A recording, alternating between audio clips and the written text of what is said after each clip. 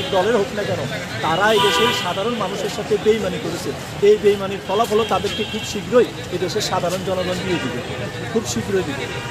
আর হাদিবের আরেকটা কথা বেশি মনে পড়ে যে আমার শত্রুর সাথেও কখনো বেইনসাফ না হোক। এটা কতটা মহানুভবতা হলে হতে পারে, দুর্দান্ত হলে হতে পারে যে আমি মোকাবেলা করবো আমার শত্রুর সাথে, তবে বেইনসাফের সাথে নয়, তার সাথে যেন বেইনসাফ না হয়। তাহলে হাবিবের এই গুণগুলোর কারণে বাংলার প্রত্যেকটা জনগণ তাকে। তবে এখানে আমার একটা প্রশ্ন হলো, জুলাইয়ের পর জীবন দিয়ে জুলাই টিকিয়ে রাখতে হবে কেন? আমরা তো জুলাইয়ে জীবন দিয়ে দিয়েছি, এখন আমরা প্রতিরোধ করে জুলাই টিকিয়ে রাখতে হবে। আমাদেরকে এখন আর জীবন দেওয়ার সময় নাই, কারণ জীবন দিতে দিতে তো 18 কোটি জনগণ জীবন দিয়ে দিবে, তারপরেও এই দেশের নোংরা রাজনীতি থেকে মানুষকে ভালো পথে আনা যাবে না। সুতরাং জীবন দেওয়ার এখন আর সময় নাই, প্রত্যেকটা হত্যাকাণ্ডের বিচার হতে হবে। 5ই আগস্টের পরে আর জীবন দেওয়া যাবে না। তারপরেও হাদি ভাই জীবন দিয়ে আমাদেরকে বুঝিয়ে দিয়েছেন